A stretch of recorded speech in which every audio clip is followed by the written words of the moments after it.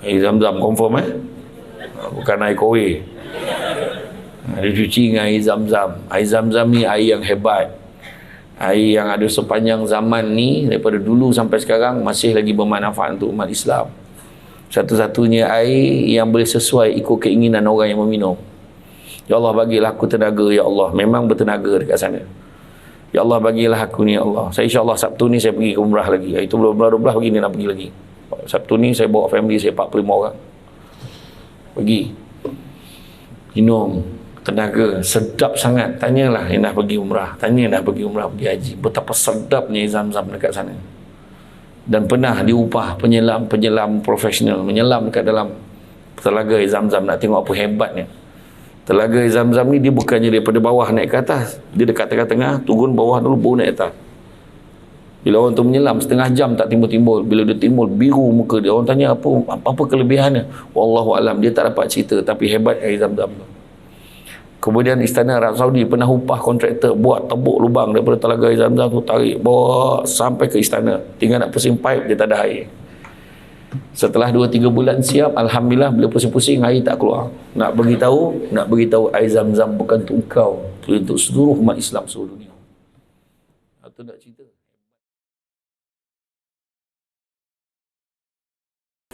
A'udzubillahi minasyaitonirrajim. Bismillahirrahmanirrahim. Assalamualaikum warahmatullahi wabarakatuh. Alhamdulillahillazi arsala rasulahu bil huda wa dinil haqqi liyuzhirahu ala dini kullihi walau karihal kafirun walau karihal musyrikun walau karihal muslimun. Subhanaka la ilma lana illa ma 'allamtana innaka antal alimul hakim. Rabbi syrah li sadri wa yassir li amri wa hlul 'uqdatam min lisani yafqahu qawli. Alhamdulillah, syukur kepada Allah Subhanahu wa taala, segala puji bagi Allah Tuhan sekalian alam. Salam dan salam ke atas junjungan besar Nabi Muhammad sallallahu alaihi wasallam. Masih banyak diucapkan kepada tuan pengerusi acara, dan juga puan pengarah IKTBN, timbalan pengarah, seterusnya pensyarah-pensyarah, tenaga pengajar, seterusnya para pelajar IKTBN Sepang yang dikasihi sekalian. Kata adat banyak kiasan, ditunjuk dia tetapi bukan, bergulung pendek panjang digantangkan, memang takkan faham kalau tak digondongkan. Kita bila pantun kena tengok pantun apa kita pakai. Macam tadilah pantun tadi yang dipakai tadi, daripada mana tadi, daripada siapa pergi Pontian tadi, daripada mana kau sakup dia, dari depan pergi Pontian dan singgah sekejap dekat Kuala Perlis, gila jauh singgah. Kau jangan main bunyi je kan. Macam itulah, ada kebetulan ada 2 tempat pengacara tu dia pakai pantun tu. Dari Segamat pergi ke Pekan, singgah di Lipis, beli la ilaha illallah. Itu bukan singgah, tu pergi ke mana? Kan daripada Segamat pergi Pekan, mana dia lalu Lipis kan. Kadang tu lah saya ni masalahnya alert, sebab dia penebat ni dia dah bersedia dia nak bidah siapa kan. Lagi satu orang tak sebut Islam had hari, dia kata hadari. Tanya dulu orang lain macam mana bunyinya kan, tapi dia punya grand kan. Sebelum wah syat suara dia dapat mikrofon sedap kan. Bagus, tahniah, bagus, suara tu kena dah. Cuma lain kali tinggalkanlah salutasi untuk saya. Saya pun tengok ni tinggalkan apa untuk aku ni. Teks ucapan Majlis Perasmian Hari Sukan Negara, teks doa pun kau tinggalkan untuk aku. Alhamdulillah, saya ni memang penceramah alam sekitar, mana yang sempat saya tegur lah kan. Bagus. Tapi suara tu bagus. Semalam saya ceramah di Kolej Saito kan, dia punya MC tu mengumumkan ketiban student. Suara tu memang suara, memang MC dia rupanya suara dia memang selalu digunakan untuk untuk suara apa nama, untuk animasi, lepas tu gunakan untuk suara latar, voice over, untuk program, untuk ni. Banyak orang bayar dia untuk tu. Jadi bagus. Cara tu ada dah. Saya dulu kalau jadi MC sebab cari duit dulu masa belajar dia pergi ATM dulu. Jadi MC dekat hotel-hotel kan ada function-function yang tak formal tu saya pergilah. Saya yang formal saya tak bernafas aku. Sebab saya jenis yang suka santai-santai kan. Jadi alhamdulillah hari ni syukur sangat-sangat dapat kita bersama-sama, dan KTBN ni salah satu tempat yang tak asing bagi saya lah. Pertamanya KBN Cebong. Saya selalu ceramah kat sana dan selalu hantar kereta saya untuk cat kat sana. Kereta saya lawa kat sana. Sebab kalau cat dekat sana cepat siap, tapi kena telefon cikgu dia dulu. Boleh, budak tengah tak ada kerja ni. Okay. Budak-budak tengah free, budak tengah exam tak boleh, budak tengah ada penilaian kerja khusus tak boleh. Kalau okasi yang datang 5 hari siap, 10 orang hadap satu kereta. Tapi memang cantik lah, hasil dia bagus. Budak-budak ni buat. Dia kata kalau kereta import, budak tahu berapa dia akan bagi. Kalau kereta Azia saya tu, budak yang macam mana yang okey. Dia tu ada bagus lah. Dan satu lagi KBN Sungai Congkak. Dusun Tua. Congkak pula. KBN Dusun Tua tu sebab dulu saya pernah masuk pidato tu peringkat negeri Selangor. Dan saya pernah jadi juara lah. Cuma gelaran tu dibatalkan. Sebab waktu saya champ kebangsaan dulu, kemudian tahun depan tu Jabatan Penerangan buat satu syarat pertandingan tu, mana yang pernah menggelar Johan diharamkan bertanding mana-mana pertandingan. So tahun depan tu saya siap shave, semua buang semua kan. Menang kan. Lepas tu dibatalkan sebab pernah juara. Tu dulu lah kan. Lepas tu saya dah tak ada apa lah.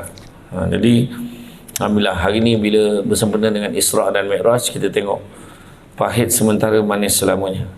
Pahit sementara, macam-macam boleh kita fahamkan. Pahit sementara macam makan ubat lah, pahit, tapi kemanisan sihat itu selamanya kita rasakan. Itu sebab Nabi Ayub kan, Nabi Ayub bila diuji dengan sakit kan? Nabi Ayub diuji dengan sakit. Kalau kita tahu apa sakit Nabi Ayub, Nabi Ayub diuji dengan penyakit kulit. Seluruh tubuh badannya berulat-ulat, bernanah. Dikatakan penyakit sopak dan kusta, yang mana dikatakan seluruh tubuh Nabi Ayub ni sakit. Tak ada satu pun. Yang baik cuma 2 je. Yang baik cuma 2 je. Yang tak dijangkiti dalam badan Nabi Ayub ni, yang tak dijangkiti cuma 2 je, iaitu lisan dia dan hati dia. Yang lain semua habis kena. Kemudian isteri dia pernah sebut pada dia, wahai suamiku Ayub, apalah juga kiranya kalau kau minta daripada Allah Ta'ala, bertentu Allah Ta'ala akan ampunkan, bertentu Allah Ta'ala akan makbulkan kehendak kau untuk dapat kesembuhan. Maka apa kata Nabi Ayub? Apa sangatlah 5 ke 7 tahun yang aku sakit nak dibandingkan berpuluh tahun aku sihat dulu. Jadi tak sampaikan ulat tu, ulat yang makan nanah dia tu jatuh ke bawah. Kalau kita apa kita buat? Ambil kau. Agak je kan? Jatuh ulat tu, dia ambil balik, dia letak balik kat situ sebab takut ulat tu tak boleh makan. Macam tu sekali lah kesabaran Nabi Ayub. Malahan bila kita sakit kan, bila sakit Allah Ta'ala cabut 3 perkara daripada kita. Pertama, Allah cabut selera makan kita, Allah cabut kesegaran badan kita, dan Allah hapuskan dosa-dosa kita. Tapi bila Allah sembuhkan kita balik, Allah kembalikan selera makan, Allah kembalikan kesegaran badan, tapi Allah tak kembalikan dosa-dosa kita. Itu sebab Nabi pernah sebut dalam satu hadis, andai kata kamu sakit, usahlah kamu segera meminta sembuh. Sanggup atau tak sanggup? Tak sanggup. Sebab so yang bercakap ni, tak dapat dah kan, dapat dah, copek lah elok kan. Pengarah demam-demam pun cepat-cepat nak balik nak pergi bekerja. Banyak kerja tak settle kan. Dan macam hari ni kita cerita tentang Isra' Mi'raj, itulah yang berlaku pada junjungan besar Nabi Muhammad sallallahu alaihi wasallam. Kan Nabi bergerak, Nabi rasa sedih, Nabi rasa hiba, kan? Nabi rasa hiba, Nabi seronok sangat bila terima wahyu. Dulu mula Nabi seronok sangat bila terima wahyu, sampaikan Nabi demam, excited, dia tak pernah jumpa, dia boleh tersempak dengan Jibril, dia demam, menggigil-gigil. Tu yang keluar ayat berselimut tu, ya ayyuhal muzammil. Selimut, selubung, sejuk, menggigil. Kemudian seronok saudaranya rindukan wahyu daripada Allah Subhanahu Wa Taala. Sampai satu tahap bila sedih seorang-seorang dia ambil nyawa orang yang paling Nabi sayang, mula isteri dia Siti Khadijah, kemudian bapa saudaranya. Bila dah dicabut nyawa dua-dua ni, Nabi ni sedih sangat, tahun-tahun kesedihan. Maka dengan itulah dihiburkan dengan Nabi dijemput daripada Masjidil Haram sampailah ke Masjidil Aqsa. Bukanlah satu perkara yang mudah untuk dipercayai oleh orang yang pada ketika itu. Kita pada sekarang IKBN dah pun berubah jadi IKTBN sebab teknologi. Mungkin mudah nak percaya benda-benda yang pelik disebabkan sains dan teknologi. Kan, kapal terbang kita dah ada. Kita ada kapal terbang, kita ada jet yang laju, kita ada kereta api laju sekarang di Jepun, di Korea, KTX, Korean Train Express. Di Japan Train Express, kita ada kereta api yang canggih yang mana kelajuan ni, kalau kita naik KTX Korean Train Express tu, kalau naik perjalanan daripada Daegu ke Seoul, kalau naik bus express biasa 4 jam, tapi naik kereta api laju dia tu, KTX tu, kelajuan dia dia boleh capai daripada 4 jam kelajuan biasa bus express. Naik kereta api laju ni boleh jadi 1 jam 30 minit dengan kelajuan 300 km sejam. Dan sebab saya cakap sebab saya dah naik lah.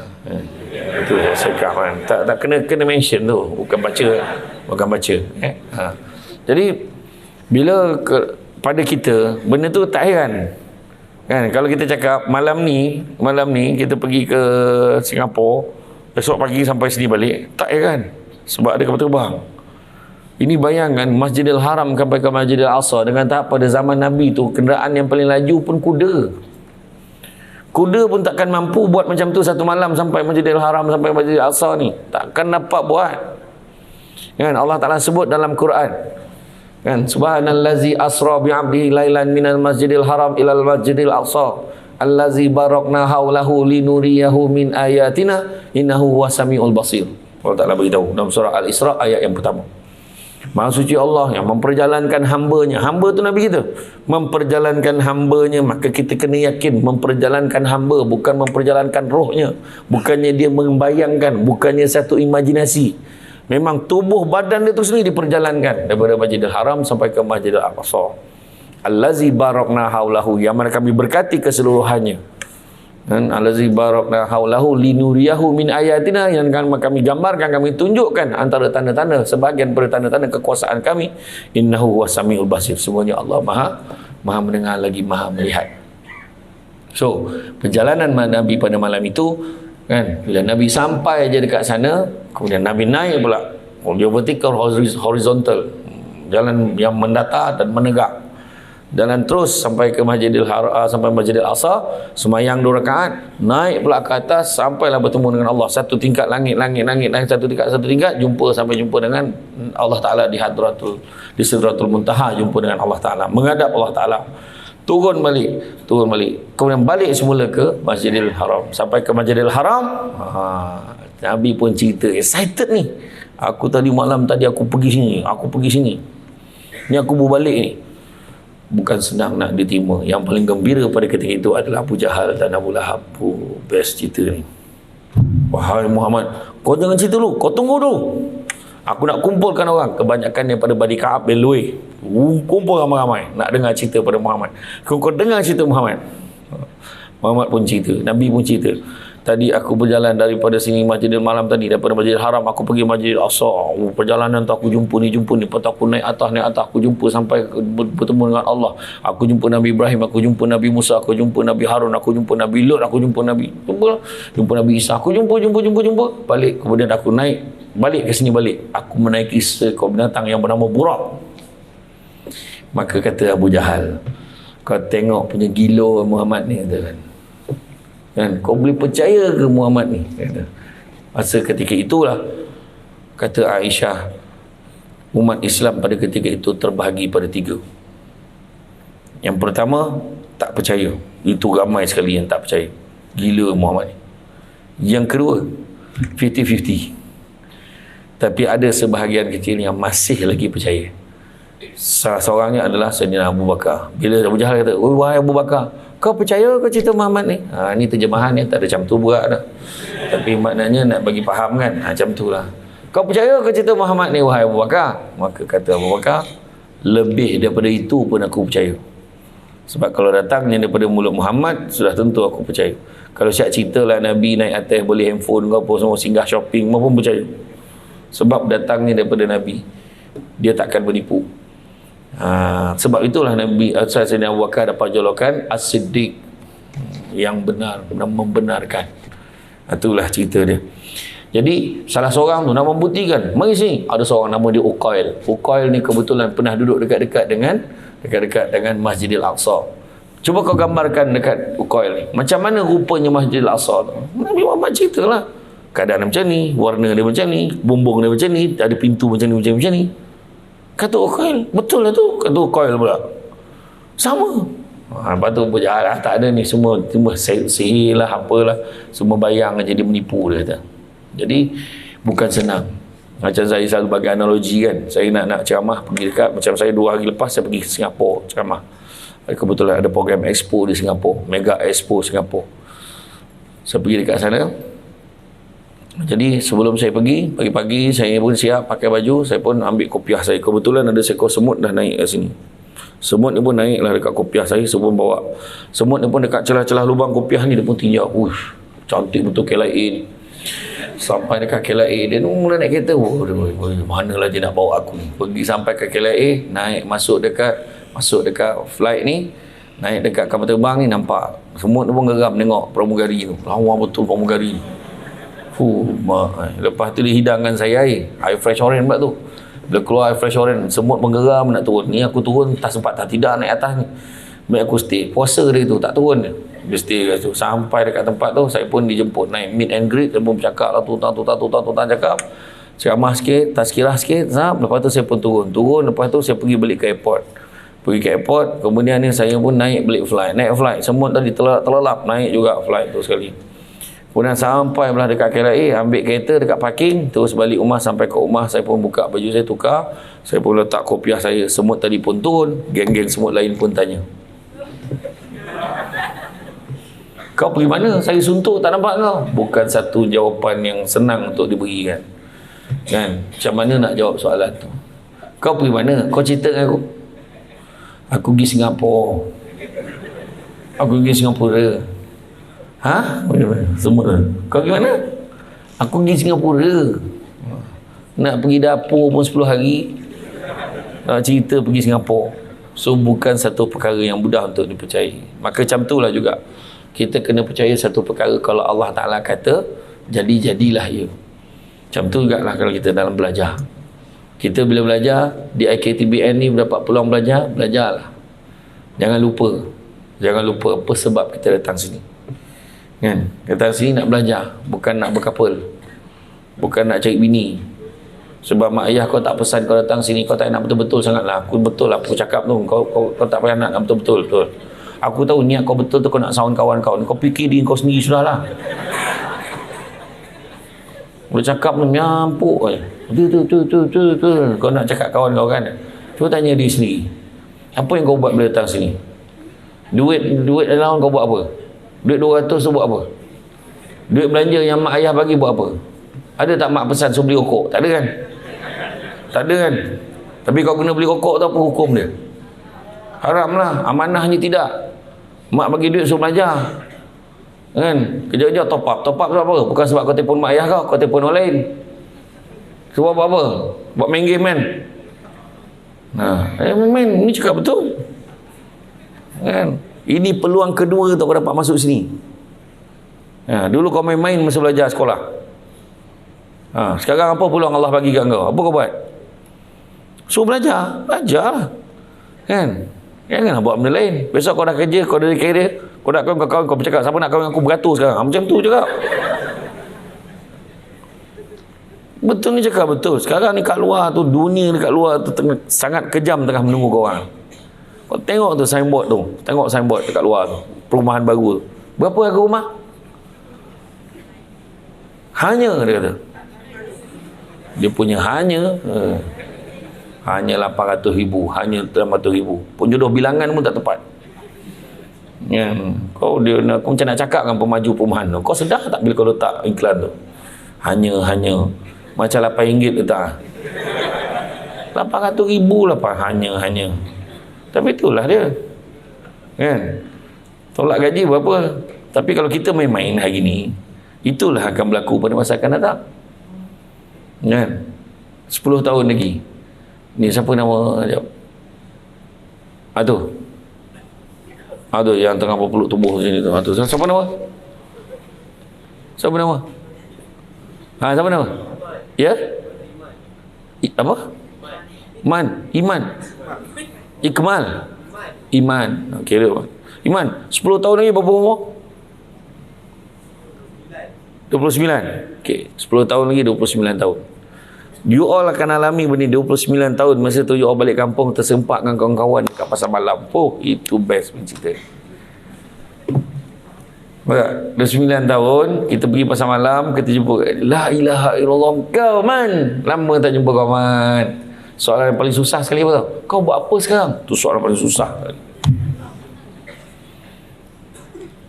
Macam puan jumpa, buat apa sekarang ni?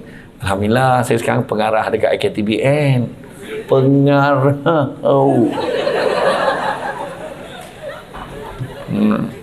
You kat mana sekarang? Pensyarah dekat IKTBN. Pensyarah. Kau nak cerita apa? Tu sebab sini peluang belajar betul-betul. Memang belajar ni pahit, penat, kena marah. Alah, sikit belajar, tak ada benda lain kena suruh.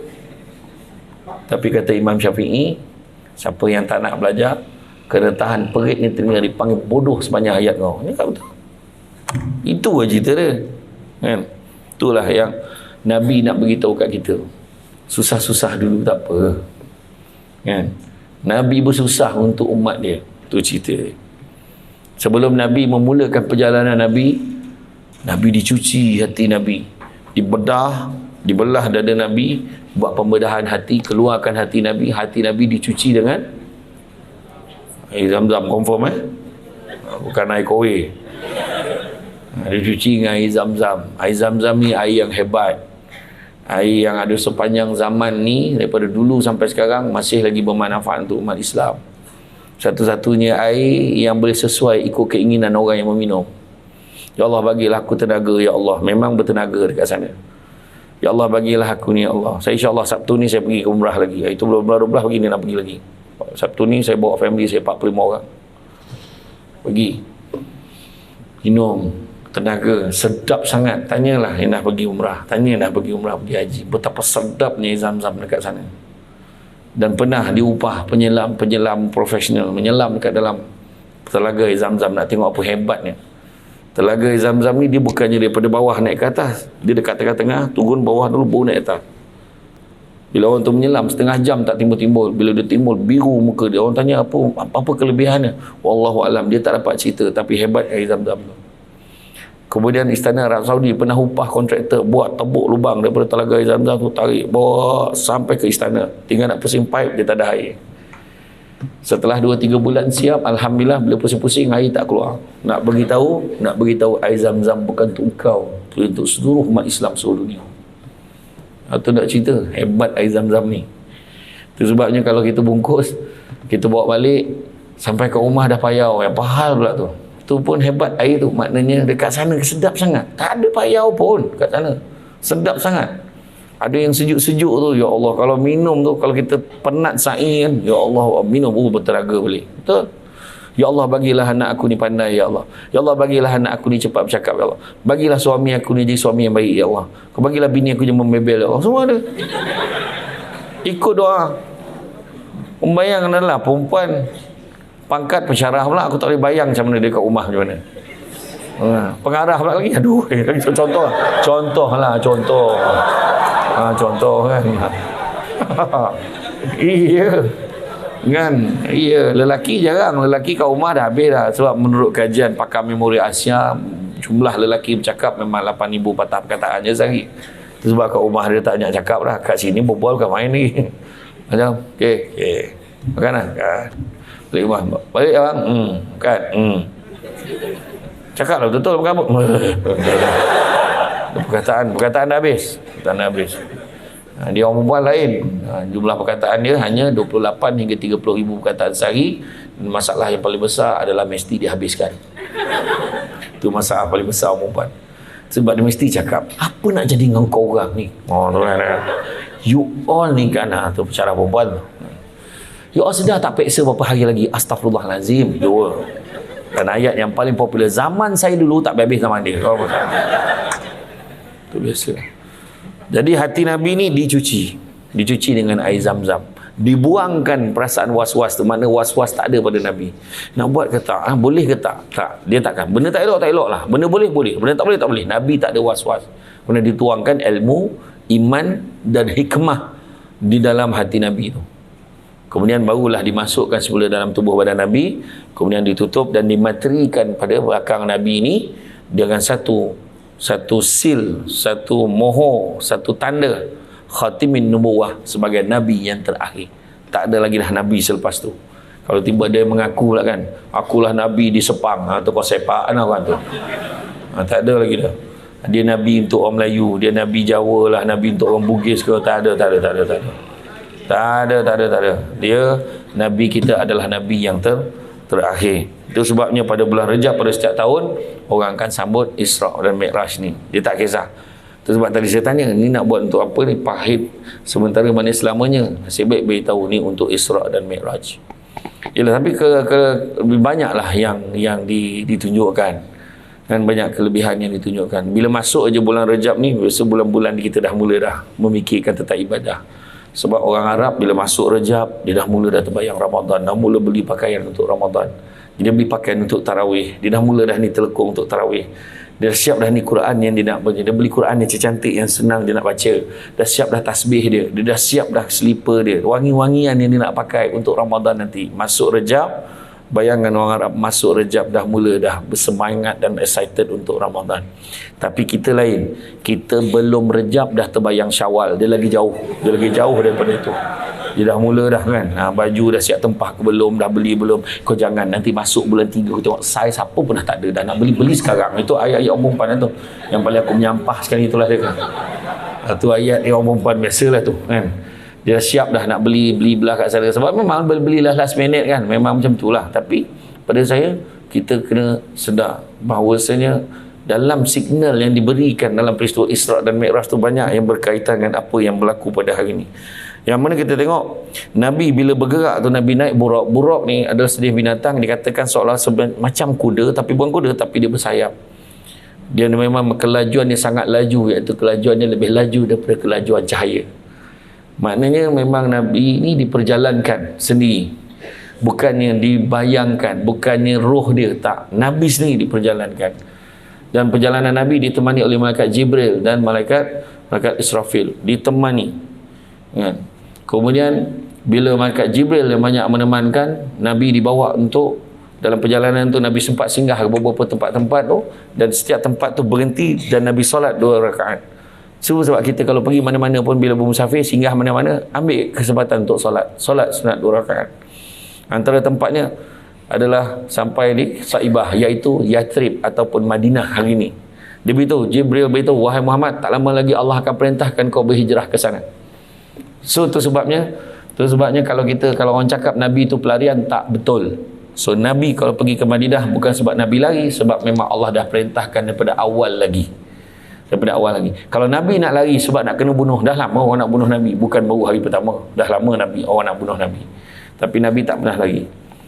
Itu sebabnya cuma Nabi bersembunyi dekat gua Thur tu bersama dengan Sayyidina Abu Bakar adalah sebagai strategi. Takkan nak main rompoh je ni tentera-tentera yang blok tu. Dan Abdullah bin Uraikid yang merupakan orang yang bukan Islam, dia yang menunjuk jalan, bawa Nabi kita ikut jalan yang tidak biasa dilalui oleh manusia biasa.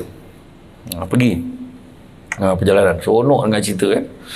Kemudian lepas tu dekat sana, dekat Saibah tu, okey, ni dia tempat dia, Saibah ataupun Yathrib ataupun nama sekarang namanya Madinah Al-Munawwarah. Kau akan berhijrah ke sana. Kemudian singgah pula dekat Bukit Tur Sina, yang mana tempat Nabi Musa AS menerima wahyunya kan. Di sini pula Baitul Laham, yang mana tempat Nabi Isa AS dilahirkan. Dan dalam perjalanan tu Nabi juga menghadapi gangguan-gangguan daripada jin ifrit dengan api julang menjulang ni. Gangguan-gangguan. Nak beritahu semua ni pelajar IKTBN, setiap kali buat benda baik memang ada ujian. Kita nak belajar, ada je wakil-wakil syaitanir rajim dekat dalam kelas kita. Kita belajar, apa belajar siut.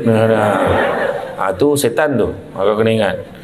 Dia siap tolong tutupkan buku kita tengah belajar kat bilik. Apa belajar ni weh? Janganlah belajar. Siap tutupkan buku orang. Tu bayangkan betapa advance yang perangai setan ni. Dah rapat dah dengan ketua dia, iaitu iblis. Kau bayangkan. Jadi kau buat perangai macam tu, kau sama macam setan tu. Jangan mengacaukan kawan. Kita nak belajar sesama. Kalau kawan lemah, tolong tunjukkan dia. Perbetulkan dia. Maju sama-sama, berjaya sama-sama. Macam tu. Kau tak payahlah nak sibuk sangat dengan BFF kau. Tak payah. Best friend forever. Janji kita kawan sesama tau. Tak ada mana dah. Besok kau keluar, kau nangis seorang-seorang. Perjuangan kita akan ada hidup kita masing-masing. Tanya ni pensyarah kau. Bukan tak ada BFF dia orang dulu. Tapi akhirnya bila dah keluar, dah ada career, dah ada keluarga, masing-masing dengan hidup masing-masing. Lepas tu kadang-kadang boleh buat reunion, tanya buat reunion, berapa ramai yang tak datang? Sebab tak sanggup ditanya soalan, kau buat apa sekarang? Jumpa kat pasar malam, kau buat apa sekarang ni? Iman, kau buat apa sekarang? Alhamdulillah, aku ada company sendiri sekarang ni. Alhamdulillah, aku dah buat bengkel sendiri, aku ada 18 pekerja lah. Alhamdulillah lah sekarang ni. Senang datang lah bengkel aku, kau buat apa sekarang? Tak apalah Man, nanti kita jumpa aku dah hal ni Pak, tinggal. Tak sanggup dia nak cerita, dia tinggalkan kita. Ni cerita reality. Cerita reality kan. Jadi belajarlah, jangan tak belajar. Kemudian terbau-bau harum. Tempat berbau harum. Siapa tu? Itulah dia kubur Masyitah, tukang sisir rambut anak Firaun yang dibunuh dalam kawah yang menggelegak kan, disebabkan kerana menyatakan keimanannya kepada Allah. Dia tengah sikat rambut anak Firaun tu, terlepas sikat tu, Allah disebut. Maka anak Firaun pun tanya, Allah tu apa? Dia kata, dia pun beritahu, Allah tu adalah Tuhan aku dan Tuhan kita semua. Apa cer? Dia kata kan. Dia terkejut lah. Dia tahu dia bapa ada Firaun tu Tuhan. Apa hal ada Tuhan lain pula? So dia pun pergilah mengadu dengan Firaun. Firaun pun panggillah menghadap. Apa hal kau? Kau boleh cakap pada orang lain pula jadi Tuhan daripada aku? Dia kata tak, Allah adalah Tuhan aku dan Tuhan kita semua. So dia bawa family dia, bawa anak-anak dia dekat ke depan kawah menggelap. Kau cakap sekarang, kau cakap bahawa aku Tuhan, aku akan tolong kau. Dia kata tak, Allah adalah Tuhan aku, Tuhan kita semua. Tolak suami ni mati dan ke dalam kawah. Tak, Allah Tuhan aku, Tuhan kita. Tolak anak seorang termasuklah seorang bayi, anak dia yang kecil sekali. Waktu tu terhentilah pengakuan Masyitah sekejap, sebab dia tiba-tiba timbul rasa kesian pada bayi tu kan. Kau cakap sekarang, siapa Tuhan? Firaun tanya. Dia terhenti, macam tiba-tiba kesian pula. Bersuara bayi itu, wahai ibuku, usahlah di kau gusar dan bimbang, sesungguhnya syurga Allah sedang menanti kita. Maka teruslah dia dengan pengakuannya, Allah Tuhan aku dan Tuhan kita semua. Lempar bayi, lempar dengan Masyitah pun mati. Itulah dapat kelebihan kuburnya berbau harum. Korang lalu kubur, tiba-tiba terbau harum, kau jangan cap terbau Masyitah. Itu tak apa bau kebun mana orang siram tu, kau tak payahlah ya. Kau jangan kubur Masyitah, jangan tak ada ya. Tak ada, kau jangan buat cerita. Tak ada kat Soman tu dah. Tak kat Sapang lagi memang takkan jumpa tu kan. Kau orang ni pun tengok cerita hantu banyak warna. Mana ada hantu dalam dunia ni? Tak ada. Yang ada tu pelakon orang Malaysia yang tak ada kerja berlakon jadi hantu. Tu ada. Syaitan iblis, makhluk halus, makhluk Allah ni memang ada. Tapi jangan percaya pada hantu ni, tak ada. Itu semua tahyul. Kau takutkan budak-budak tu, takutkan hantu. Sedangkan kita patut takutkan dia pada Tuhan. Pergi dapur. Mama. Dengan nama-nama pun takut hantu. Bangang betul. Geram tengok. Ya, patut jaga ni. Takut pada Allah, kita kena jaga solat. Faham? Allah tak suka kita memuja jin. Macam mana cara memuja jin? Kau sok rokok berasap-asap tu abah kau nya pangai.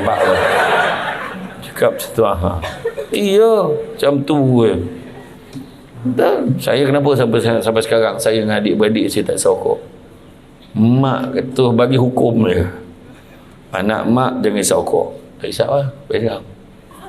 Okey, dengan tahap tak isap rokok pun duit tak cukup. Kebayangan kau kan isap rokok ni. Tak payahlah, berhentilah. Berhentilah. Kemudian nampak pula seorang kaum yang sedang bercucuk tanam. Cucuk tanam tu tumbuh. tu keluar hasil. Petik, keluar lagi hasil dia tu. Seolah-olah macam belum petik. Petik ada lagi. Inilah orang yang berjuang di jalan Allah, berjihad fi sabilillah, yang diberikan ganjaran pahala hingga 700 kali gandaran pahala, malahan lebih daripada itu. Maknanya berjihad fi sabilillah ni apa? Berjihad fi sabilillah ni jangan ingat berperang aja. Tak. Kita belajar ni niat kerana Allah pun juga berjihad fi sabilillah. Hari ni datang kita dengar ceramah, kita berada di majlis ilmu, tu pun jihad fi sabilillah sebenarnya. Bukan senang tu, sebab ramai yang terkorban dalam ceramah. Kadang-kadang kita tengok kan tengah dengan ceramah dia kalau orang tu tengok saya tepat, tengok sampai habis, itu biasa. Tapi kalau orang tu tengok kejap-kejap lelap, dia tengok, maknanya hebat dia. Sambil-sambil dia dengar, kejap-kejap dia zikir. Tapi yang paling hebat sepanjang ceramah saya dia zikir, tu hebat betul tu. Kan, maknanya dia tidur. Saya adalah penceramah dalam Malaysia yang tak kecil hati kalau ada siapa yang nak tidur. Sebab saya takkan kecil hati, sebab memang dah itu kelebihan orang mendengar ceramah. Dia boleh tidur. Orang bagi ceramah memang tak boleh tidur. Kau pernah tengok pensyarah kau mengajar dia tidur? Jadi kelas maka kat mana saya tadi? Tak pernah kan? Tak pernah kan? Memang tak pernah berlaku kan? Tak pernah berlaku. Jadi tak ada masalah. Saya takkan marah. Siapa nak tidur, tidurlah. Saya takkan marah. Tu kenapa tidur? Saya takkan buat macam tu. Cuma saya minta tolong. Nak tidur, tidurlah. Tolong jangan berdengkur. Sebab takut ganggu orang sebelah. Sebab orang sebelah pun nak tidur juga. Jadi kau tidurlah sesama. Payah sangat kan? Tu. Jadi mana kata berjuang ni kita belajar. Sebab Nabi sebut, barang siapa yang mengikuti jalan-jalan ke majlis ilmu, maka Allah akan anugerahkan kepadanya jalan-jalan ke syurga. Itu sebabnya kalau kita tengok bantuan zakat asnaf tu, salah satunya mereka yang susah yang belajar ni pun, mereka yang yang menyambung pelajaran juga mendapat bantuan daripada termasuk dalam golongan asnaf. Betul? Itu sebabnya kita kena belajarlah. Barang siapa mengikuti jalan-jalan ke majlis ilmu, maka Allah akan anugerahkan kepadanya jalan-jalan ke syurga. Ini taman-taman syurga lah ni. Jangan lupa hashtag pergi syurga balik hari. Kan? Kemudian kita tengok, nampak sekumpulan orang, sekumpulan manusia yang memecahkan kepalanya, pecah balik elok. Dia hentak kepala tu berdarah-darah, menangis, meraung, sakitnya, pecah lagi. Pecah elok. Siapa dah ni? Inilah dia orang ketika hayatnya sangat liat, sangat berat sekali nak solat. Susah sangat nak solat. Jantan payah nak solat. Period tak berhenti. Orang lelaki macam mana tu? Kita nak minta macam-macam pada Allah, tapi kita lupa dan lalai. Kita nak itu, kita nak ni, kita nak kaya, kita nak senang, kita nak aku dekat IKTBN ni, aku keluar azam aku nak ubah nasib keluarga aku, tapi kau semayang pun kau tak nak. Macam mana aku nak minta kepada Allah Ta'ala? Tak ada muka nak minta dengan Allah Ta'ala. Dengan tahap kita, perintah Allah pun kita tak nak buat.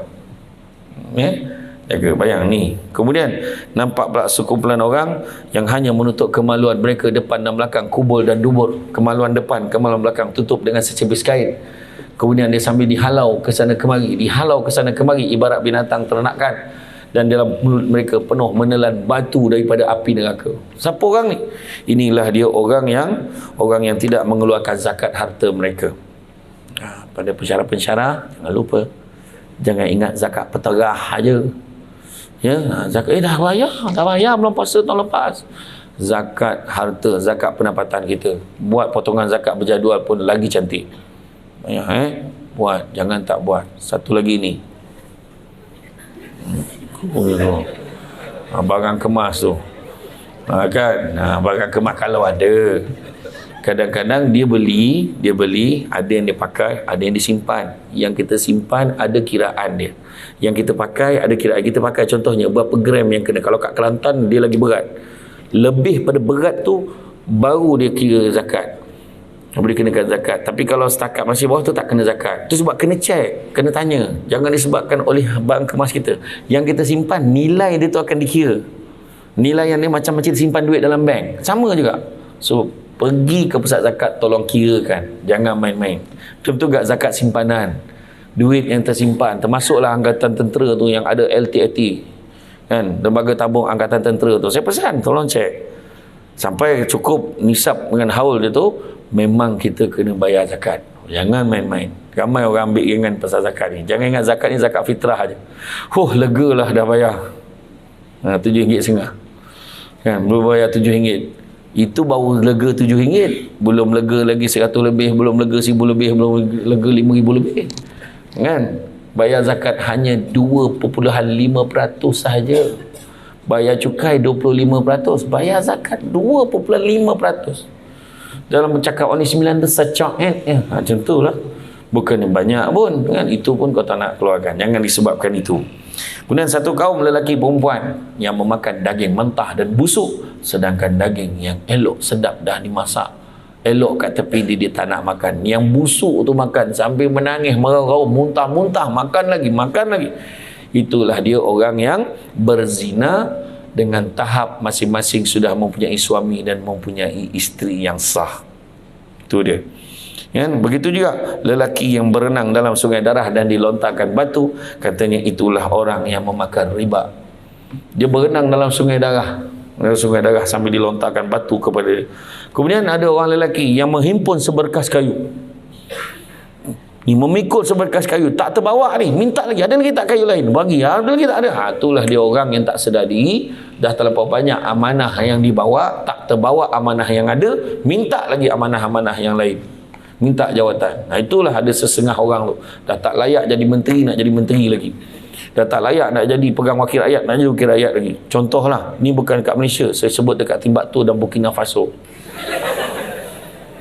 Kan ni cerita betul. Tak, betul kadang dia dengan bangga cerita, saya ni banyak betul komitmen saya. Saya ni dah lah jadi pensyarah kat KTBN, saya pengurusi Persatuan Penduduk, saya juga ahli ke lembaga masjid. Banyak betul jawatan saya. Sudahnya tak ada satu pun ini buat elok. Akhirnya itulah dia orang ni. Orang yang mengikut seberkas kayu, tak terbawa, minta lagi. Itu sebab jangan minta-minta untuk pegang jawatan, tapi kalau dia pilih, anggaplah sebagai satu amanah. Dan satu kaum yang sedang menggunting lidah dan bibir mereka. Gunting lidah, bibir, gunting. Berdarah-darah, gunting lagi. Kata Jibril, itulah orang yang membuat fitnah dan mengatakan sesuatu yang dia sendiri tidak melakukannya. Fitnah orang. Sol. Cakap macam-macam kan. Cerita. Sedangkan contoh macam sahabat saya Samsul Yusof, dia cakap tu terang, saya cerita, saya call dia, saya tanya dia, tapi simple aja. Korang sendiri sebagai anak, ada mak ayah, takkan tak ada hari yang ada masalah dalam keluarga? Ada. Tapi siapa kita nak komen rumah tangga orang, nak tegur orang macam tu, nak tegur orang macam ni? Tu belum cerita lagi Samsul Yusof punya hal, Samsul Rawang dan Samsul Debat yang kena balun. Saya yang kena. Tapi fikir saya positif je, simple je. Orang yang nak marah, kita bercakap seolah-olah kita ni maksum, seolah kita ni tak ada kesalahan. Tak ada keluarga yang tidak pernah diuji, semuanya diuji.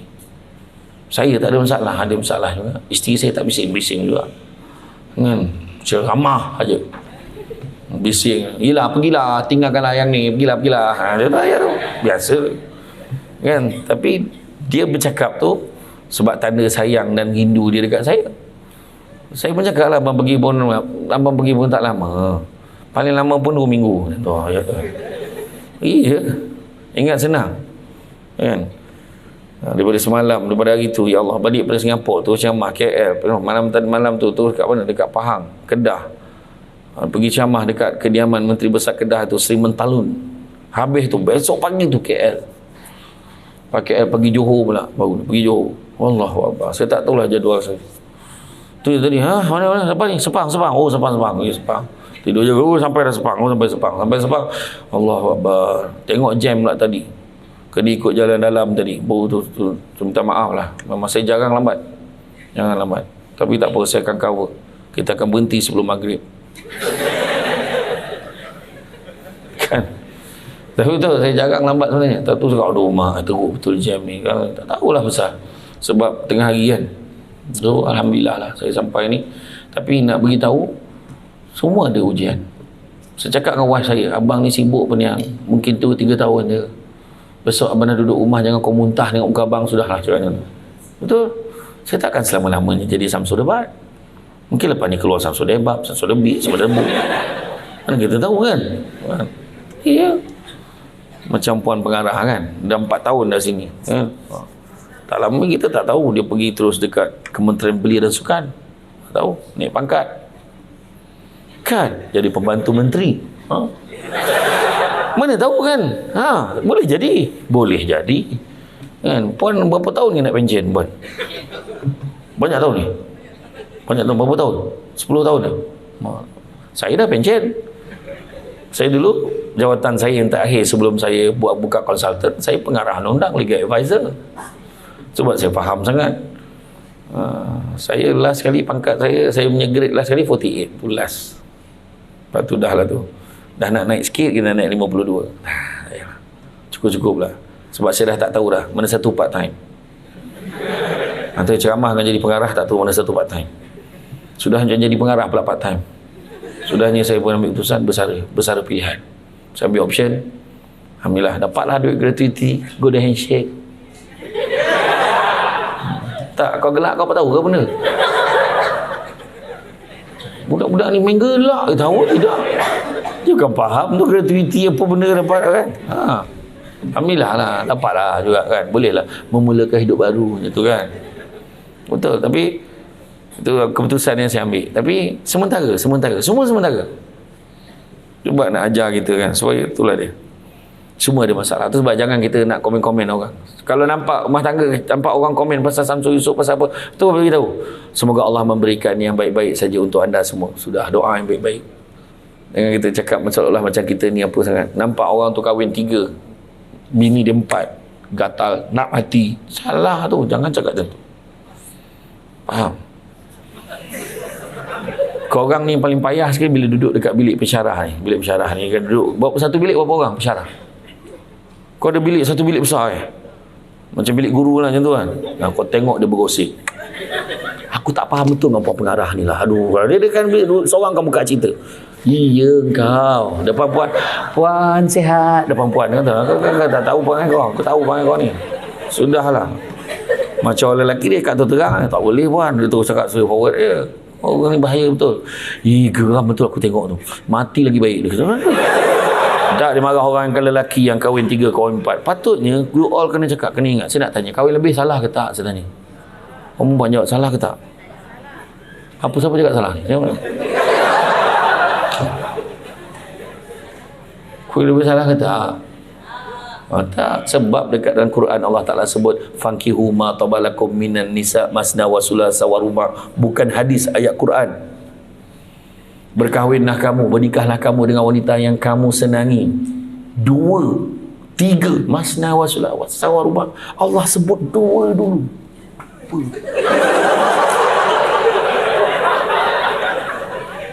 Allah tak sebut 1, 2, 3 atau 4. Fa in khiftum alla ta'dilu fawahidah. Tapi kalau kamu bimbang, kamu takut tidak mampu berlaku adil, maka cukuplah seorang. So jangan kita marah hukum, marah orang yang tak betul. Hati-hati, kadang bila kita bercakap itulah sebenarnya poligami tak sesuai, jangan sebut macam tu. Bila kita sebut poligami tak sesuai sekarang, kena mengucap 2 kalimah syahadah balik semula. Sebab tu hukum Allah. Yang problem manusia yang melaksanakannya. Bagus pada puan yang merekod. Tak, nanti share dengan kawan-kawan. Dia rekod tadi, dia terfikir betul juga cakap Samsul debat. Berapa tahun kahwin dah? 7. Okey lah tu, dah kena ready lah tu.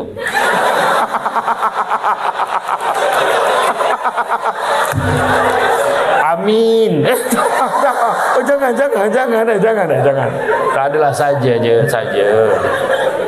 Tu sebab kalau dapat kita tengok ada orang kahwin lebih 2, 3, 4 apa semua kan. Jangan marah, kita tu doa, ya Allah, jauhkanlah aku daripada ujian seperti ini ya Allah. Macam tu. Jauhkan daripada ujian, ya Allah, jauhkanlah kami daripada ujian seperti ini ya Allah. Kalau ia pun jangan lebih 2. Cakap macam tu. Oh, tak nak. Tak ada lah. Gurau tuan. Jadi mana kata Kita tanya, orang yang buat fitnah dan mengatakan satu benda dia sendiri tak lakukan. Dia gemar fitnah, cakap pasal orang, kutuk orang macam ni. Kan? Marah orang macam tu. Kita ni dekat tempat kerja, belajar. Pertama, buang perasaan tamak. Jangan tamak, kongsi tak apa. Ingat. Jangan tamak, kongsi tak apa. Faham? Masuk kongsi tu share, sedekah, bantu orang. Cuma jangan sangka buruk. Pertama, jangan tamak. Kedua, jangan sombong. Jangan sombong. Nak sombong dengan apa? Kereta baru, berapa lama baru? Kan? Duit banyak, berapa lama banyak? Sampai masa habis duit tu, percayalah. Kan? Kita tengok dekat Sepang ni sendiri. Sepang kita nampak ada rumah besar-besar kan. Dulu kita nampak, ui besar tu rumah ni. Cantik gila rumah ni. Aku kalau ada duit nak buat rumah seperti ni. 10 tahun lepas tu orang tak peduli dah rumah. Banyak lagi rumah lagi baru, lagi besar, lagi cantik dengan design yang lagi latest lagi. Sebab saya kata semua sementara sifat dia. Itulah dunia.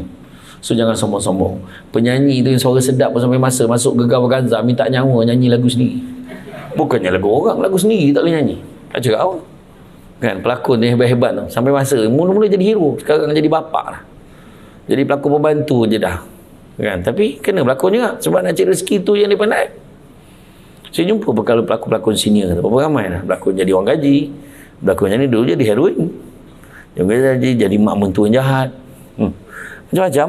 Ya, tu sebab saya kata sampai masanya kita tak boleh benda-benda. Kita belajar tak lama pun belajar kat KTBM ni, tak lama. Semasa kita akan keluar. Kita akan keluar, kita akan bergelar seorang pekerja. Kita akan bergelar suami, kita bergelar isteri, kita akan bergelar orang yang berkeluarga. Masa tu kita akan tahu, akan faham kata-kata Samsul Ubat pernah cakap ni. Apa yang Puan Pengarah selalu pesan dalam pimpinan pagi. Apa yang dipesan oleh pensyarah-pensyarah dalam kelas. Baru kita ingat, oh betul lah dulu Puan pernah cakap kat aku.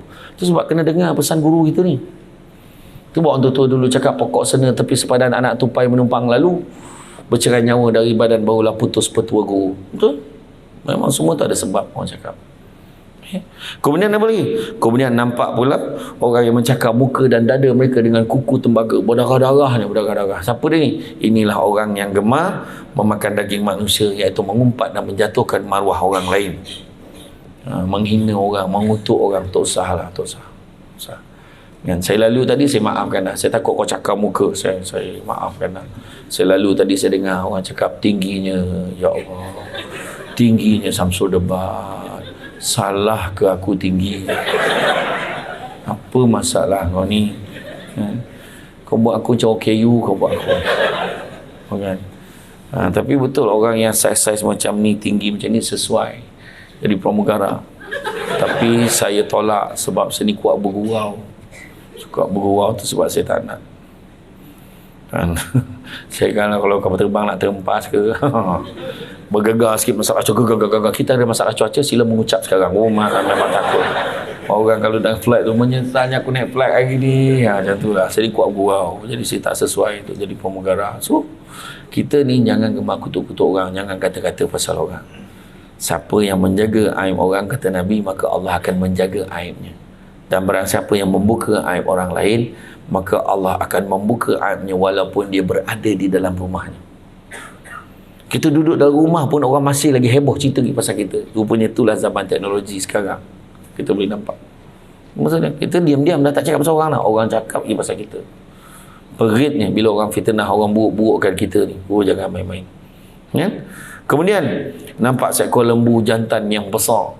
Lembu jantan yang besar keluar daripada lubang yang sempit. Kemudian dia nak masuk balik lubang tu dah tak muat. Inilah orang yang gemar bercakap besar, belagak dan akhirnya menyesali dengan kata-katanya itu. Kemudian nampak seorang perempuan dengan dulang penuh dengan pelbagai perhiasan, tapi Nabi tidak mempedulikannya. Kata Jibril, jika Rasulullah memberi perhatian kepadanya, nescaya umat Islam akan mengutamakan dunia daripada akhirat. Dan nampak pula seorang perempuan tua yang cuba menahan-nahan Nabi. Nabi tidak mempedulikannya. Kata Jibril, itulah orang yang mensia-siakan hidupnya sampai ke tua. Dan kemudian Nabi nampak seorang perempuan tua yang bongkok 3. Kata Jibril, itulah dunia. Dah tua sangat dah. Tunggu masa nak kiamat. Maknanya, kalau zaman Nabi dulu dunia dah tua, zaman kita ni lebih lagi. Itu sebab nampak benda-benda pelik. Nampak banyak malapetaka berlaku. banyak benda-benda orang menghina agama secara terang-terangan. Kita nampak macam-macam. Seorang anak menghambakan ibunya, seorang ibu menjadi hamba, seorang anak menjadi tuan kepada ibunya. Berapa banyak kita tengok hari ni, jadikan mak macam orang gaji. Nah mak, kan saya bayar mak apa bising-bising, ambil je lah duit tu, apa hal buat mak macam tu. Ada. Hari ni kita boleh tengok dalam media sosial, seorang budak lelaki dia sepak bapaknya terbalik. Bapak tengah duduk, dia tunjang dengan kaki, bapak terbalik bapak ni. Orang cakap melampau kurang hajar. Tapi itulah dia. Itulah tanda-tanda akhir zaman. Rumah makin besar, orang makin tak ada. Rumah makin besar, orang makin tak ada. Perubatan makin canggih, penyakit semakin banyak. Melancong satu dunia, jiran sebelah rumah pun tak kenal. Air minuman semakin banyak jenis, air bersih semakin kurang. Pangkat semakin tinggi, kearifan makin tak ada. Belajar semakin tinggi, adab semakin kurang. Manusia semakin ramai, kemanusiaan semakin kurang. Rakan di media sosial semakin ramai, rakan sejati makin tak ada. Hari ini nampak tak? Teknologi maklumat semakin canggih, fitnah dan aib semakin tersebar. Hari ini banyak sangat tanda-tanda. Itu sebabnya kita tengok, tu belum cerita lagi. Tu belum cerita. Lahir-lahir senapang, tapi dah besar sibuk nak jadi perempuan. Kau dah senapang lah kan? Tak pening kepala. Dekat KLIA pakai jubah, tiba-tiba dia pangkat abah pakai telekuk. Tapi itu bukan orang Malaysia lah, orang Thailand ke orang Australia macam tu lah. Itulah dia. Iya tu cakap tu kan. Aku tak selak pun aku tahu dia jantan kan? Gila betul. Saya akan buktikan saya boleh mengandung. Pijak kau kan, kau tahu kan? Mana ada perempuan cakap macam tu, betul tak? Kalau dia perempuan, dia tak cakap, tiba-tiba perut dah besar. Pregnant ke? Macam tu je. Saya akan buktikan saya boleh mengandung. Apa benda? Teruk lah. Bukan orang Malaysia. Orang Thailand, orang Australia, macam tu lah. Itu yang Allah Ta'ala sebut dalam surah Az-Zumar. Surah Az-Zumar ayat 53. Qul ya ibadiyallazina asrafu ala anfusihim la taqnatu min rahmatillah innallaha yaghfiru dzunuba jami'a innahu huwal ghafurur rahim. Apa maksud itu? Qul ya ibadiyallazina asrafu ala anfusihim, wahai hamba-hamba yang melampaui batas atas diri mereka sendiri. Itu melampaui batas itu. Itu betul tadi yang lelaki sebut jadi perempuan, perempuan jadi lelaki pakai kain ihram. La ilaha illallah, aku tak boleh belah, betul lah dia orang. Apa nak jadi? Lelaki dah lah tak ramai, kau sibuk nak jadi perempuan. Pening balik. Kan? Qul ya ibadiyallazina asrafu ala anfusihim. Allah beritahu, wahai hamba-hamba yang melampaui batas atas diri mereka sendiri. La taqnatu min rahmatillah. Jangan putus asa dengan rahmat Allah. Innallaha yaghfiru dzunuba jami'ah. Sungguhnya Allah nak ampunkan dosa-dosa kesemuanya. Innahu huwal ghafurur rahim. Sungguhnya Allah Maha Pengampun lagi Maha Penyayang. Berubahlah, jadilah baik. Kita dah buat salah kan? Tak buat salah, sudah minta ampun dengan Allah. Nabi kata manusia itu berdosa, dan sebaik-baik manusia berdosa dan manusia bertaubat pada Allah. Melainkan kita yakin sangat, alhamdulillah Ustaz, setakat bulan 2 ni belum ada dosa lagi. Tolong angkat tangan. Kalau kau angkat tangan pun berdosa dah, sebab tak sedar diri kau tu berdosa. Betul, kita ni semua ada salah. Kemudian bila sampai ke Masjidil Aqsa, Nabi turun daripada Buraq, masuk ke dalam masjid, dan Nabi mengimamkan solat yang mana makmum-makmumnya terdiri daripada seluruh para Nabi dan para Rasul. Menjadi makmum hebatnya Nabi kita. Keluar daripada Masjidil Aqsa, Nabi haus sangat, maka dibawakan 2 minuman, satu bekas berisi arak, satu bekas berisi susu. Nabi pilih susu. Maka Nabi pilih susu, dan baginda membuat pilihan yang betul. Kata Jibril, jika arak dipilih, nescaya ramailah umat baginda yang akan menjadi sesat. Bermulalah perjalanan Nabi naik bersatu tingkat, satu tangga. Naik lagi pertama jumpa Nabi Adam AS, kemudian naik tangga kedua jumpa dengan Nabi Isa AS, dengan Nabi Yahya AS. Naik tangga ketiga jumpa dengan Nabi Yusuf AS. Naik tangga keempat bertemu Nabi Idris AS.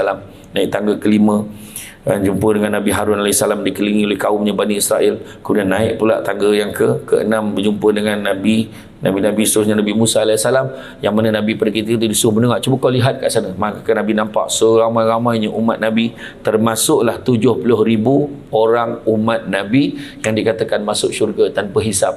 Yang mana setiap 70,000 tu, setiap seorang akan bawa 70,000 lagi. Dan setiap pula di kalangan tu bawa 70,000, 3 layer. Mudah-mudahan kita masuk di dalam golongan itu. Amin ya rabbal alamin. Di tangga ke-7 masuk bertemu dengan Nabi Ibrahim Khalilullah sambil menghadap umat dia sambil bersandar ke Baitul Ma'mur. Pada ketika itulah Nabi Ibrahim kata, wahai Muhammad, aku tak pernah tengok umat yang paling masakin sekali. Kata ni 9 masakin tu poor, miskin. Tak pernah aku tengok umat yang paling miskin sekali. Umat kau lah wahai Muhammad. Kenapa miskin? Umur dah lah tak panjang, pemalas beribadah. Setuju tak setuju? Kalau zikir sikit-sikit. Kalau jumpa ustaz, bagilah saya amalan ringkas ustaz. Yang ringkas-ringkas kau minta. Kau tak pernah minta yang panjang-panjang kan? Ustaz, ada tak ayat-ayat yang paling senang untuk saya amalkan? Yang paling pendek je. Ada. Allah tu je. Allah tu je lah kan? Betul, kita akan minta yang pendek-pendek, yang ringkas-ringkas kan? Jadi dia kata umur dah lah tak panjang tapi pemalas beribadah. Maka kata Nabi Ibrahim, suruhlah umat kau tu tanam tanaman syurga. Apakah dia? Itulah dia. Satu riwayat kata subhanallah alhamdulillah wala ilaha illallah wallahu akbar wala haula wala quwata illa billahil azim. Satu riwayat kata menyatakan la haula wala quwata illa billahil azim, iaitu haukil. La haula wala quwata illa billahil azim ni, untuk makluman semua, itu adalah merupakan khazanah daripada syurga yang diturunkan hanya untuk umat Nabi Muhammad SAW saja. Tidak diamalkan oleh umat yang terdahulu. So rugi siapa tak amalkan. La haula wala ni kita serah. Maksudnya, ya Allah, aku ni tak mampu, ya Allah, tak kuat, ya Allah, aku serahkan segalanya pada Engkau, ya Allah. Macam itulah ya. Makan sirih berpinang tidak. Pinang ada di Kota Melaka. Makan sirih menganyang tidak. Tegah dek budi dengan bahasa. Nampak? Inilah budi bahasa kan. Bismillahirrahmanirrahim. Faham dia kehendak penceramah. Semua kalau boleh biarlah ada alas kan, sebab dia orang Melayu ni kena ada alas. Tapi bersyukur, terima kasihlah bagi. Dia jauh datang, air kosong dia dapat. Tak ada saja podcast saja kan. Saya ni kalau tak gurau tak boleh, kena gurau juga. Terima kasih, sedap betul kosong sebenarnya. Air kowe saya dengar orang ngumpat tu, dengar kalau bisik-bisik pun dengar kan. Jadi itulah dia amalan yang kita kena buat. Kemudian di tangga ke-7 jumpa pula dengan tangga ke-8 pula jumpa dengan sampai dekat Al-Kursi, bersebelahan dengan, berbetulan dengan dahan pokok Sidratul Muntaha. Tangga ke-9 nampak seorang lelaki yang hilang dalam arasy Allah tu. Orang ni ketika di atas dunia dia banyak berzikir, hatinya sayang pada masjid dan dia tidak pernah mengherdik kedua ibu bapanya. Dan begitu juga di tangga yang ke-10. Itulah kemuncaknya Nabi bertemu dengan Allah Ta'ala, menghadap Allah Ta'ala. Bila menghadap Allah Ta'ala, Allah Ta'ala beritahu pada Nabi kita, wahai Muhammad, dongakkanlah kepalamu dan bermohon. Dan nak tunjuk adabnya Nabi bila jumpa dengan Allah, terus sujud. Allah Ta'ala beritahu, dongakkanlah kepalamu dan bermohonlah. Tapi cara Nabi kita mohon, Nabi kata, ya Allah, kau ambil Ibrahim sebagai khalil, tak kau berikan kepada orang lain. Kau berikan dia kerajaan yang besar, kau berkata-kata dengan Musa. Kau berikan Daud kerajaan yang besar dan kau berikan dia kelebihan dapat melembutkan besi. Kemudian kau kurniakan kerajaan pada Sulaiman yang tidak kau kurniakan kepada lain, supaya dia dapat memudahkan Sulaiman menguasai jin, manusia, syaitan dan angin. Kemudian kau berikan pula, kau kurniakan, kemudian kau ajarkan Taurat dan Injil kepada Isa. Dengan izinmu juga dia dapat menyembuhkan orang buta, sopak dan menghidupkan orang yang mati. Kelebihan Nabi Isa. Dan kemudian engkau lindungi dia dan ibunya daripada syaitan. Akhirnya Nabi kita tak minta apa pun, dia sebut kelebihan Nabi-Nabi lain yang Allah dah bagi. Maknanya Allah ni maha mengetahui. Nabi ni bersopan. Apa kau nak kau mohon lah. Dia puji, kau dah bagi orang ni, kau bagi orang ni yang ni, kau bagi orang ni yang ni. Maknanya Nabi acknowledge, ya Allah dah bagi kelebihan pada orang lain. Maknanya hebat dah kau bagi ke orang lain, aku ni terserahlah pada kau nak bagi apa. Macam tu lah bahasa tersirat dia. Macam gitulah kan, bahasa tersirat. Macam saya akan sebut tadi kan, di awal tadi kan, ditunjuk dia tetapi bukan, bergulung pendek panjang digantangkan. Memang takkan faham kalau tak dirondongkan. Betul, dia pakai bahasa kiasan. Maka Allah beritahu, wahai Muhammad, aku ambilmu sebagai kekasihku. Declare Nabi kita kekasih Allah, tu yang pertama. Kemudian aku jadikan kau sebagai penyampai berita gembira dan amaran buat umatmu. Sebab Nabi dah tengok dah balasan untuk orang-orang ni. Kau sampaikanlah ke umat kau. Orang yang tak semayang macam mana, orang mengumpat macam mana, orang berzina macam mana. Tu dah beri kelebihan dah. Tu sebab bertuah kita, sebab kita dapat soalan bocor. Dah tahu dah apa jadi pada orang tak semayang, dah tahu dah jadi pada orang tak amanah, dah tahu dah jadi pada orang berzina. Nabi tengok dekat dalam syurga, Nabi tengok dalam neraka. Bila Nabi tinjau dalam syurga, Nabi tengok apa? Dan bila Nabi tinjau dalam neraka, Nabi tengok ramai apa? Ramai apa? Tahu orang perempuan dia kata, orang perempuan tahu dia. Orang lelaki memang tak tahulah, sebab dia yang tahu dia confirm neraka je. Termasuk yang bercakap ni, bukan cakap orang lain. Betul, orang lelaki ni confirm neraka sebab tanggungjawab dia besar. Orang perempuan, bila dia dah kahwin, dia lega dah. Sebab apa? Dia taat perintah suami, kemudian dia jaga maruah suami dia, insya-Allah masuk syurga, tak ada roblok. Orang lelaki kalau taat perintah isteri dia, confirm neraka. Kan? Maksud taat perintah macam mana pula isteri minta suami? Suami kena jadi ketua keluarga. Tetapi kita ni, kita jaga semayang, kita jaga puasa, belum tahu lagi. Nabi kata orang perempuan jaga solat, jaga puasa, jaga maruah diri, maruah suami, taat perintah suami, masuklah ke dalam syurga mengikut mana-mana pintu, mengikut pilihan hati kamu. Orang lelaki, mana boleh pilih pintu, dapat masuk untung. Dia orang boleh pilih pintu, tapi dia orang tak nak. Iya, buat macam mana? Kan? Iya, dah buat macam mana? Pensyarah. Come on lah, contohlah. Tapi taklah, bukan orang KBN, KTBN tak macam tu. Ni orang tempat lain. Kemudian aku buka dadamu dan buangkan dosamu, dan aku beri keutamaan dan keistimewaan kepadamu pada hari kiamat. Nampak? Aku jadikan umatmu sebaik-baik umat. Allahu Akbar. Kita ni sebaik-baik umat, nak cakap apa? Aku berikan keutamaan dan keistimewaan untuk umatmu di hari kiamat. Bayangkan. Itu sebab sebelum Nabi wafat tu, kalau kita ingat macam mana Jibril kata, wahai Muhammad, diharamkan syurga itu untuk orang lain, melainkan setelah umatmu masuk ke dalamnya, barulah orang lain boleh masuk. Macam tu dia. Kemudian aku kurniakan kepadamu 7 ayat surah Al-Fatihah yang tidak aku kurniakan kepada sesiapa sebelummu. Surah Fatihah kita je dapat. Dan aku berikan 7 ayat di surah Al-Baqarah sebagai satu pembenaran di bawah arash, ayat kursi. Kan? Aku berikan habuan dan kelebihan Islam, hijrah, sedekah dan amar ma'ruf nahi munkar. Aku kurniakan panji liwa'ul ham kepadamu. Panji liwa'ul ham tu Nabi pegang, yang para Nabi dan para Rasul semuanya bernaung di bawah panji yang sama. Nabi kita jadi ketua. Itu sebabnya untuk pengetahuan semua, para Nabi dan para Rasul yang lain semuanya merayu pada Allah, ya Allah, bagilah kami jadi umat Muhammad, ya Allah. Tak dapat. Bukan tanpa merendahkan martabat mereka. Mereka tu dah ada kedudukan yang istimewa di sisi Allah. Mereka pun minta nak jadi umat Muhammad. Kita ni yang dah dapat jadi umat Muhammad, relax buat hal. Dia tak ada apa-apa, dia sub vape lagi.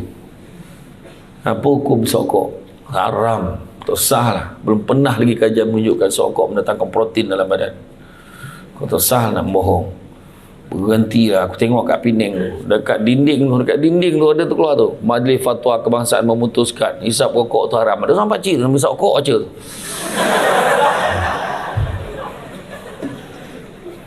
Aku pun tak faham, kan? Dan aku fardukan ke atasmu, umatmu, 50 waktu solat. Itulah, tu yang paling penting sekali ceritanya solat. 50 waktu solat. Kita sekarang 5 waktu, 50 waktu. Nabi pun turun, dah dapat tu turun, jumpa balik ikut tangga tadi, tersumpak dengan Nabi Musa balik semula. Nabi Musa tanya, apa cer? Solat berapa? 50 waktu. 50 waktu. Baik, kau naik balik. Tak terbuat umat kau. Banyak betul 50 waktu. Lebih kau minta diskaun Allah Ta'ala. Fikir sayang umat, naiklah Nabi. Sekali naik turun kurang 5. Naik turun kurang 5, 9 kali turun naik. Daripada 50 sudah hanya tinggal 5 waktu. Sebenarnya ramai yang tak tahu salah satu sebab Nabi Musa suruh Nabi kita naik ke atas bukan hanya sebab solat, tapi sebenarnya Nabi Musa seronok sangat tengok pancaran cahaya pada wajah Nabi setiap kali naik bertemu dengan Allah tu. Itu sebenarnya kan? Sebab Nabi Musa dia dapat bercakap direct dengan Allah, tapi tak pernah dapat melihat wajah Allah. Tapi Nabi kita dapat tengok Allah Ta'ala direct. Sebab bila turun akhirnya tinggal 5 waktu. Nabi Musa kata, kau naik 5 waktu ni pun tak terbuat umat kau. Cukup-cukup lah, dah tak ada muka dah aku ni, kata Nabi. Malu sangat dah, aku tak tergamak nak minta kurang lagi. Cukup dah 5 tu.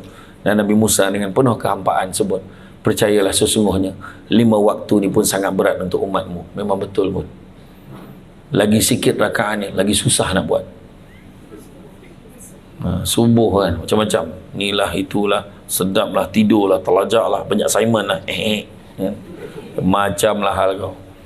Kan? Itulah alasan-alasan yang diberikan. Sebab kena jaga. Itu pun ada yang cakap tu, Nabi patut kena naik sekali lagi. Itu kepala otak kau tak nak semayang. Kan? Itulah dia.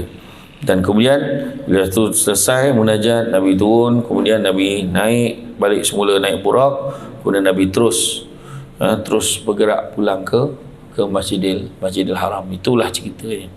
Jadi pengajaran ni kita nak tengok peristiwa Isra Mi'raj bukan sekadar untuk diceritakan kembali, tapi kita mengambil pengajaran untuk mengubah diri kita jadi manusia lebih baik. Tunjukkan dunia ni sementara je sifatnya, bukannya benda yang kekal.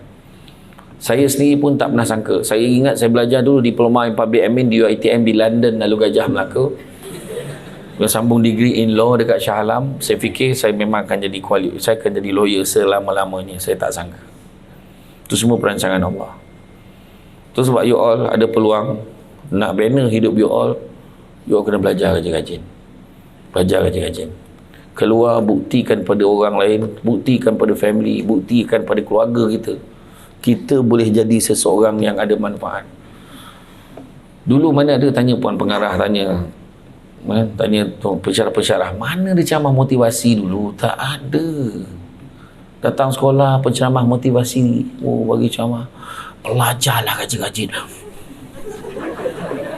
Memang tidaklah, tak ada. Penceramah tetap kita mak kita. Kau nak belajar, tak nak belajar sudah, tu mak kita. Ada satu lagi ayat mak, kau nak jadi orang kau belajar. Kita pun terfikir, selama ni aku bukan orang apa. Rupanya maksud mak cakap tu sejajar dengan apa Nabi sebut, khairun nas anfa'uhum linnas. Sebaik-baik manusia memberi manfaat pada orang lain. Saya membayangkan kursus yang you all buat ni sebenarnya satu kursus kemahiran yang tak ada pada orang lain. You all keluar, you all boleh tengok aircon tu pun tahu on ke tak on. Memanglah itu tak payah belajar, kau boleh tahu. Kan? Kau dengar je enjin tu, kau tahu apa masalah dia.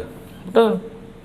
Kan? Nampak sijil, nampak apa? Ada seorang pelajar IKTBN Cembung keluar. Dia telah berjaya membina empayar dia. Dia buka syarikat, dia buka bengkel, dan dia boleh upah 10 lagi budak kampung dia bekerja dengan dia. Kaya raya. IKTBN. Dulu IKBN nama dia. Berjaya. Sebab buat betul-betul. Saya berhenti, saya buka konsultan. Saya boleh bagi kerja pada saudara-saudara saya. Bagi anak-anak buah saya kerja. Bagi job pada orang yang memerlukan kerja. Bagi. Saya siap minta lagi daripada IKM, minta daripada KKTM, siapa yang ada yang pandai grafik, saya boleh bekerja dengan saya. Bagi, jaga IT dan sebagainya, jaga YouTube, jaga. Tak, sebenarnya you all ada satu kelebihan duduk di sini untuk keluar jadi manusia yang berjaya. Jangan buang masa. Hari ni memang geng gelak-gelak, geng main-main ada. Yang paling saya kecewa, khusus you all ni special dah. Dah boleh dapat kerja baik, dah boleh bisnes sendiri dah. Tapi ramai yang keluar kerja pasar raya. Senang. Dapat gaji bulan-bulan. Lepas tu sedangkan belajar punya banyak dekat sini, tapi tetap nak mempertahankan kebodohan pun. Betul, minta maaf cakap. Saya bagi ni suruh korang keluar jadi somebody. Jangan betul ada kawan tu masuk ambil degree. Betul dia masuk dia ambil degree, dia ambil law, dia jadi doktor, jadi account. Kalau semua orang jadi lawyer, siapa nak jadi pesalah? Jadi pesalah pula dah. Kalau dah semua jadi doktor, siapa nak jadi pesakit? So you all dengan bidang profesional yang you all ada ni, buat betul-betul. Kemahiran yang you all ada ni ada sebab. Keluar ni, orang lain sibuk nak mencari apa. Kau orang ni dah bagi mata pancing, bagi jala. Kenapa kau tak nak kerja? Tak nak buat betul-betul. Masa saya hantar saya punya kereta untuk cat dekat IKTBN tu kan, satu kereta tu luar dalam boleh dapat 1,000 lebih. Gila harga ni cakap. Sebab kira harga cat aja. Hantar kat bengkel kat luar sana, dekat yang bukan Melayu ni. Satu kereta 5,000 minta ni. Crystal white, 2 tone dengan colour warna hitam sikit dengan warna putih. Nak bagi kereta tu lawa. Kan? Mahal. Maknanya kalau keluar, kalau sebulan katalah ada 10 biji kereta, dah berapa puluh ribu dapat cakap. Tapi sendiri tak nak. Nak buat macam mana ustaz yang cakap macam tu? Kata Cikgu Adi tu. Dia orang keluar kerja pasar raya, Ustaz. Pening kepala saya. Bukan tak ajar. Sebab tak nak susah. Lagi satu lagi. Saya ada buat kerjasama dengan satu syarikat. Nama dia TOC College. Satu company, college. TOC College. Dia mengajar tentang automotif. Bayangkan, dia ambil student yang tak cukup kredit ni, budak-budak kampung yang tak ada kerja, panggil belajar dengan dia selama sebulan, 2 bulan, sebulan gaji 1,500, allowance belajar 1,500. Belajar sebulan atau 2 bulan, lepas tu terus serap hantar masuk kat Toyota, masuk dekat Honda, masuk dekat Porsche, masuk dekat ni. Gaji 2,000 ke atas dan dah lah profesional kerja company yang besar macam tu. Tahu apa berlaku? Sebulan 2 berhenti buat Grab, Food Panda. Ini realiti. Kepala otak korang kalau kau fikir sekarang nak buat Panda, baik kau berhenti sekarang, keluar pergi buat. Tak usah tunggu. Jangan buang masa pensyarah mengajar kau. Betul tak? Saya sekarang, walaupun saya dulu legal advisor, saya pengarah undang, saya berhenti, saya masih lagi buat runding cara saya. Orang minta advice, kalau kes macam ni minta apa, saya bagi cara percuma, saya bagi advice. Orang datang office saya, jumpa saya masih lagi tak buang, knowledge saya tak buang. Nah, student-student yang datang nak minta nasihat macam mana lawan debat dan pidato, tajuk ni nak buat apa, tajuk nak buat ni, saya bagi. Tak ada, saya masih lagi, saya tak buang knowledge tu. You all pun tolonglah jangan sia-siakan. Kalau kau datang kat sini, kau dah fikir nak buat selain pada apa kau belajar sekarang ni, kau berhenti sekarang. Jangan buang masa. Kau boleh dapat lagi banyak daripada waktu sebulan ni, kau pergi keluar. Jangan menyusahkan mak ayah kau. Jangan kau menyusahkan semua orang mengajar kat sini. Kalau kau tak nak jadi apa yang kita harapkan kau jadi. Kau nak buat Grab, sekarang boleh buat. Tak perlu kelayakan, tak payah interview. Kau pergi kat sana, isi borang, pam, jadi Grab, buat. Activatekan phone kau pergi buat lah, redahlah hujan panas tu sebab kau nak duit sekarang, pergi. Saya turun daripada pentas, lepas ceramah saya turun daripada pentas, saya jumpa dengan seorang kawan saya, bekas rakan sekolah dulu lah. Sebab dia lepas habis belajar, habis sekolah, dia tak nak sambung belajar, dia tu kerja, dulu dia kerja kilang, dulu kerja kilang hebat, kerja kilang dulu memang hebat. Nak pula kerja kejap naik jawatan QA, QC, kemudian jadi supervisor. Seronok. Kalau kilang tu base Korea 2-3 kali setahun pergi training kat Korea. Kalau kilang tu base pada Jepun, 2-3 kali pergi Jepun setahun tu. Kemudian pada 1996-97 berlaku economic recession kan, banyak masalah kegotakan, banyak kilang tutup. Lepas tu yang member saya ni pun termasuk. Mula saya tengok dia kaya, kejap-kejap tukar kereta, kejap-kejap ni. Lepas tu dia kerja kampung. Dia kerja kampung, balik kampung sebab kilang tutup, kerja kampung. Dengan duit yang ada, duit dia tarah sampai habis. Akhirnya ada satu hari tu saya sebagai Samsul debat ni, turun daripada pentas kat satu daerah, saya ceramah, saya turun, saya nampak dia, saya sebut nama dia, dia terkejut, saya ingat lagi nama dia. Sebab saya memang jadi ingat. Bila salutasi tak bagi, saya tak boleh ingat nama puan. Nama puan? Nama macam karangan panjang nama tu apa? Siapa nama puan? Nah? Rosnorizam. Oh, ya? Rosnoizam. Oh, Rosnoizam. Ada ke yang panggil Noi? Kalau family tak ada. Zam adalah kot. Tak, saya memang ingat nama. Saya turun betas. Lah engkau, saya sebut nama dia, saya tak nak sebut. Saya sebut nama dia. Saya pernah sekelas dengan dia, saya pernah satu tim bola dengan dia, dia main goalkeeper. Bila saya sebut nama dia, menangis dia, mengalir air mata. Dia kata, "Ya Allah, kau ingat aku lagi?" So dia kata, "Lah, aku dah lupa pula." Kau dah lupa ke kita satu tim bola kot, yang kau belaga dengan striker budak sekolah projek tu.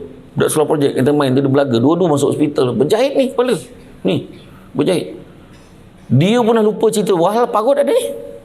Tak nak tunjuk bila susah jadi macam tu. Dia peluk saya, dia nangis dan dia pusing. Dia pandang anak dia sekarang, percaya tak Samsul debat ni kawan ayah, dia kata. Tak nak beritahu kau orang betapa anak pun dah tak percaya kat kita bila kita susah. Kau nak cakap engkau dulu siapa? Engkau dulu pernah belajar kat APN. Ya ke ayah belajar kat KTBN? Habis takkan hidup kita macam ni? Sebab ayah kau main-main belajar dulu. Tu cerita dia. Dan kawan saya pesan, kau pergi mana kolej, kau pergi kat mana universiti, kat mana sekolah, kau tolong pesan ke dia, suruh belajar, jangan jadi macam aku. Itu pesan dia kat saya. Betul, ni cakap realiti, cakap suruh kau belajarlah rajin-rajin. Tak ada benda dah, tak ada benda nak tolong kita dah. Kau nak tolong, kau nak ubah keluarga kau, bukan dengan cara kau bekerja sekarang, kau belajar sekarang. Lepas tu kau gunakan ilmu ni, bekerjalah kat mana-mana. Tolonglah jangan cakap kita ni pelajar-pelajar yang second class. Tolonglah kau orang belajar ilmu dengan fasiliti yang baik, dengan dapat allowance lagi. Belajarlah, bukan suruh buat benda lain, belajar. Cukuplah dulu kau buat kesilapan masa sekolah, kau main-main. Sini sudahlah, nak main-main apa lagi? Ni macam pensyarah pula, cikgu pula yang berjaya nak suruh kau berjaya. Kau orang macam tak ada selera je. Okey, iyalah. Kau ingat kau ada kawan-kawan boleh gelak sama dengan kau, betul? Besok kau gagal dalam hidup, kau nangis seorang-seorang. Itu sekarang mak saya nak pergi berjalan mana-mana pergi. Ni hari Sabtu ni pergi bawa mak saya sekali. Bawa isteri pergi berjalan. Mak nak pergi mana? Mak saya mana negara dia tak nak pergi. Thailand dia dah pergi, Kemboja dia pernah pergi, Australia dia pernah pergi. Mak dapat pergi. Yang saya terkilan adalah bila anak adik-beradik saya semua dah berjaya ni, bukan saja dah lepas lah. Yang paling kami kesal sikit lah, kami tak sempat berbakti pada arwah abah kami pergi awal. Tu buat korang ni ada masa tolonglah, jangan menyusahkan mak ayah lah. Sampai satu tahap dengan mak kata, mak ingat mak nak pergi umrah, boleh tak? Pergilah, siapa larang? Yelah, tolonglah mak sikit. Mak, saya gaji pun tak cukup. Kau nak cakap macam tu ke? Tergamak ke cakap macam tu dengan mak kau? Tu budak saya tunjukkan bukti hidup tadi. Kau tanya Cikgu Hadi tu, AKBN Cebu, buka bisnes, boleh upah orang, buka bengkel, boleh upah orang kerja dengan dia, kaya-raya dia, sebab ilmu dan sebab dia betul-betul amal benda yang dia belajar. Faham? Mana bising tadi? Tengok kau bising lagi. Belajar sampai masa kan kau nak capai apa kau capailah. Nak beli rumah, beli. Saya bayar payment, beli kereta apa kau nak beli. Betul? Tapi belajar. Saya dah berjaya dah buat sekarang ni, tengah nak sibuk nak buat rumah sendiri. Tapi dekat rumah yang sekarang yang saya beli tu dah ada satu bilik khas untuk saya, dengan bilik kedap bunyi, siap dengan TV besar, siap dengan apa, dengan DVD player. Memang DVD player tu dah habis zaman, tapi DVD saya tu banyak lagi. Nak tengok DVD yang movie-movie yang saya suka dulu, saya simpan lagi. Tengok dengan bilik yang bising, siap dengan PS5. Nak main game, tapi baru nak main tak sempat main sebab nak ceramah kerja. Macam mana? Tapi bila kita nak capai apa kita nak capai, kita boleh. Kau main-main sekarang, akan datang kau tak akan dapat. Tapi kalau kau main-main, kalau kau buang main-main tu, kau belajar sungguh-sungguh, akhirnya benda yang kau nak buat sangat, kau nak melepak, kau lepak lah sampai seminggu dekat kedai mamak. Kau nak main futsal tak boleh balik. Berapa hari dah? 3 hari dah kita main ni. Main. Tak ada siapa larang.